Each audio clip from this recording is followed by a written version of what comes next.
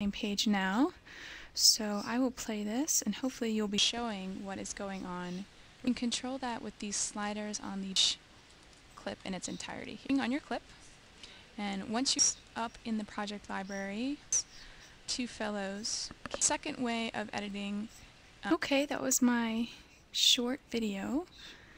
Neglected to mention in that last part that once you split your clip, you can actually highlight it and press and delete the excess area that you don't want. So right now I'm going to chat and speak to you, sharing my screen. I'm going to open up iMovie, and then I will also open the floor to your questions, and I will be sharing iMovie with you. You'll be looking at my screen, and I'll be fielding your questions.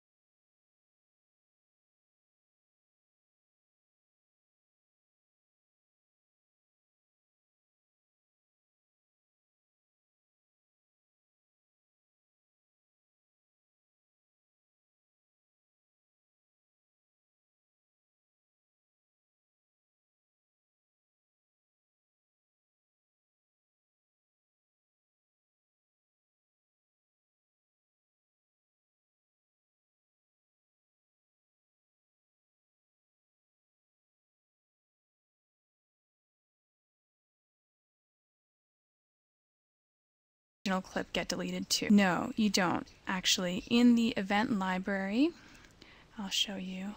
So I'm going to, for this example, drag this clip from my event library into my project library. Seeing two different ways of seeing this. I'm going to zoom this in is the same as this. And if you delete a portion from here, in fact, if you delete the entire thing, just for the sake of example, always be in your event library.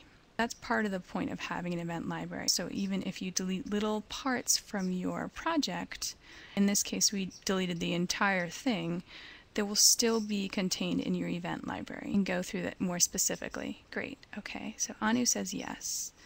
Evie does question. And I'll do this again live and sort of. You delete. Ooh, hold on.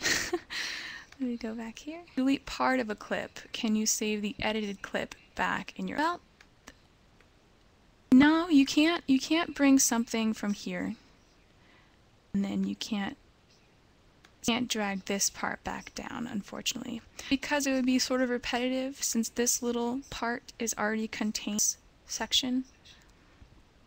Ooh, how do you add music? Great question. So on the right side, you'll see a series of icons here. There is a music on it. Your event library splits into two sections. This right section here is actually showing you all sorts of sounds that you can add into your event library. Things from your GarageBand, and this applies to Mac only, by the way. Since you don't have this program for you on a PC, you won't be able to use iMovie in general, but this applies to sort of Mac-based programs. So what I mean by that is you are hooked into your iTunes playlist. Here in the music window, you get to see what music is in my iTunes down here. Any podcasts that you have in your iTunes or anything from your GarageBand. That's a music editing program on a Mac. So if I were to click music, let's get to answering your question. Looking at all sorts of music that I have in my library and hit play. So I don't believe you'll be able to hear it. This would preview your sound for you. You can either, from this point, drag this sound into your project. And this, there are two ways of doing this. If you let this go here, and you have this big green square, you will be having music throughout your project. This is a really great option if you have maybe a series of photographs or something where you just want to slap background music around. You don't get the best control over editing. So for example, let's see. I don't hear it, so I'm assuming you're not hearing it either. But there would be, you can adjust the music by pulling it. And by pulling it, I mean doing the same bounding box technique. Ooh, so I can have better control. To move this, shift this around a little bit. There we go. The music would start here.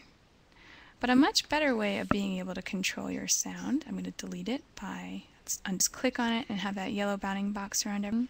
If I hit delete, it will go away. Music up here and ignoring the green until we get right at bingo. And now you have a little green bar. So the green bar is much easier to pull around, and you can even layer different sounds here. So I'm going to take a second song, and this indicates start point and end point. You can make them longer or shorter, and then you can even do some more editing, some more in-depth. But that's basically how you would add music to your video so far. You can also do voiceovers, and you can also do fade out and fade ins. There's a great sound effects library that comes with iMovie right here. If I double click on it, ooh, I heard that alarm. I don't know if you did. This was one of the sound effects in here. You have a whole bank of all sorts of roaring and wails and alarms and things. You need to use those in your movie. So very helpful. Anyone else have any questions that I can help with? Was anything unclear? I know I'm speaking pretty quickly and that I have no problem just hanging out until... No, Dave, I'm not going to repeat everything, unless that was not a joke. Okay. Thanks. I put in your interface some... What usually confuses people about iMovie in general? Well, When I'm teaching iMovie, I find that it's very easy to pay attention and to listen to what the instructions are, but then when you go to do them, it's very disorienting. Simple things like remembering that there's a zoom slider here and what the different pictures mean, and just sort of taking a little bit at a time. iMovie is really helpful. It's very foolproof, so if you are nervous about deleting clips, so you don't have to be trepidatious about doing your editing. I would suggest playing around with it. Really familiar. I know that's not a direct answer, but are the transitions between clips similar to iMovie 06? Somewhat. If you hit the square with two triangles here, this is where you can now find your transitions. This is in a very different place than iMovie 06, and they look different too. They actually show you in pictures here what your transitions are. There's only a set number of them. They range from very fancy transitions with mosaic. I'm going to drag this up, and I'll show you. This is the way you add transitions. You drag them up from in between two clips, and if I go fast, but you get the idea. That's a fancy transition. And then there's a cross dissolve and cross subtle, and so you drag them. One of the tricks to iMovie is a lot of clicking and dragging. If you're ever concerned about how to make something happen, try clicking and dragging, and that generally solves your problem. So you just click your transition, drag it in between, and let go. I have not seen a place where you can get extra free transitions, though I have not tried search out there. So maybe there's a transition plugin in the world on the internet, but I have yet to find it. Next thing I want to tell you about transitions is you can actually adjust the speed. That was a tad too. So if I go to transitions adjustments, I can make this last for seconds. Still quick, but so. That a right click to get that menu? No, there are actually two ways of sort of discovering more things here. If you see, you will always, in each element of iMovie, you will always have this little sort of flower gear button. This functions as what is behind this clip. This happens to be like the place where you find where you can do some more editing or adjust your clip. It's the same thing as this inspector window right here. So that's where you find the transitions adjustments. However, if I were to hover click, I get a different set of options here. So these are, you can also find, see, lots of information already. this stuff in the menus. I think this is out of your viewing range. Oh no, it's not. Up here, stuff that I just right-clicked and showed you is available in the regular. Repeat there's things in many different places to do one thing. Sign. This is exciting. You can crop video and still pictures. So for video, if I have this video in here, I can actually crop this. Once that was quick, I hit this crop button and it changed my viewer into a Fit, Crops, and Ken Burns window. So if I just wanted to have that button in the middle, I can actually crop the video itself. You can also do this with stills, and we're running out of time, so I'm not going to show you stills, but if I were to play this, there's the video much more cropped.